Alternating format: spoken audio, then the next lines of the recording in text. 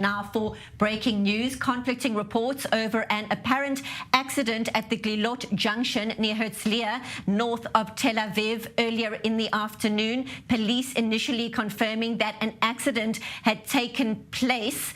Details are still emerging, and our senior editor, Guy Azrael, is here to unpack exactly what did happen earlier in Herzliya. Right, so an unusual incident in which a tractor has towed a car for dozens of meters earlier today in Herzliya, in the center of Israel, in this main junction. We could see that visual on our screens right now. A very unusual incident in broad daylight. What we can reveal right now is speaking to the man who neutralized the tractor driver. He speaks to us and he says, this is clearly a terror attack, not a car accident, as claimed by the Israeli police. We have just spoken to Mr. Yahuda Stalik. Let's take a listen to what he had to say to me.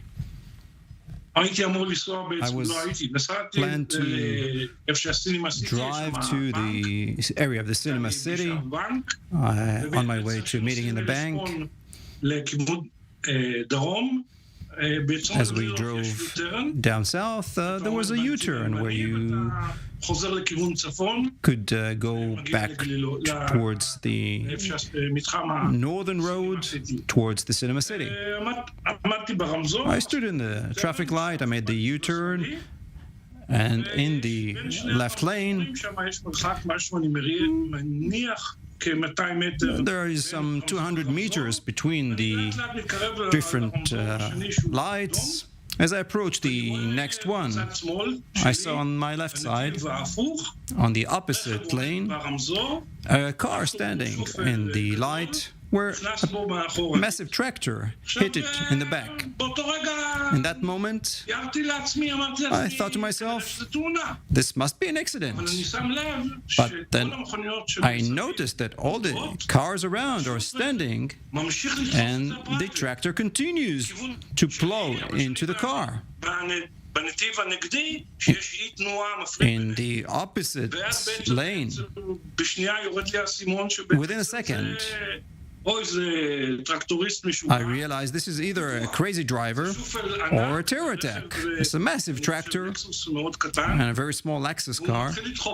It was pushing it in my direction, but on the opposite lane. As he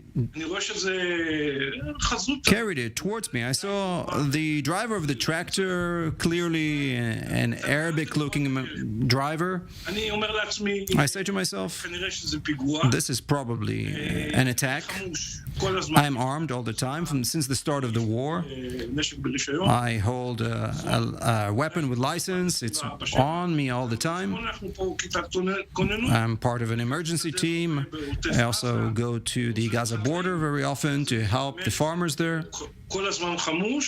I'm armed all the time. I made a U-turn, which was quite dangerous. And I saw that the tractor continues to drive into the car. I continued to the light where I made the U-turn. The car by then already turned around and the tractor stood in its place. I got out of my vehicle. I showed the driver that I'm armed. I aimed my weapon towards him and I shouted at him, "Get out of the tractor." The driver was still in the car, in complete shock. He opened the door. I didn't even prepare my weapon to shoot. I said to myself, I will do so if I see a knife or another weapon on him. I saw that he had nothing in his hand. I used to operate tractors like these in my past. I know this very well.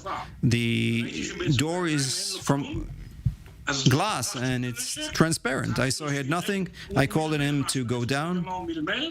He was mumbling something. I don't know what he said. I called him again. Get down. He made his way down slowly. Some 4 or 5 steps. It's a very big tractor. A tractor like this can turn over a bus. I put him on the floor. I weigh over 100 kilos. I stepped on him with my foot. And I checked his pockets as much as I could with one hand while I'm holding my weapon in my other hand to ensure that he doesn't have any other weapons on him. Another guy with a gun came in. I feared that he may shoot him. I told him, do not fire. We are in control of the event. He mumbled something, and after I yelled at him, I showed very strong presence. I cannot say that he was frightened, but the fact is that he stepped down. I helped him go down on the ground without violence. He was laying down.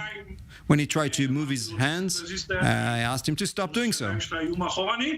Made sure that his hands were behind his back until the police comes and takes care of the event. I do not move. I do not know to tell you how the police decided that this was an accident, but to push a vehicle along the road for 150 meters, you cannot say that the driver cannot claim that something was in his way. I know this vehicle very well. You have fantastic view.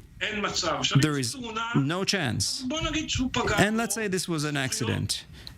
And let's say he hit him and glasses were shattered. Then you stop the car, you get down and you ask for forgiveness. But no, he continued to push him towards the next light. There is no chance that this is an accident.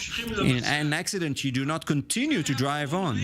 It was clear to me that this is a terror attack or a crazy driver that has lost his mind. This is one of the reasons why I didn't use my weapon. There are sometimes heated people on the road. I threatened him and I asked with a loud voice to get out of the tractor, lay down on the ground, and wait until police arrives. To say that this was an accident? Nothing of that kind. This is what I told the police. I saw the collision. I thought it was an accident, but then when I saw he continued to plow into the car and the driver was in the private vehicle, you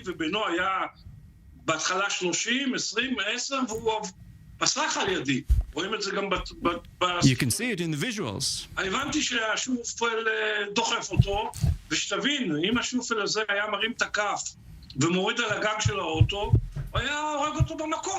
It could have killed him on the spot. Eyewitness Yahuda Stalik speaking to our Guy Azrael. Dramatic developments on this day in Herzliya. More reaction to this development in our upcoming broadcast.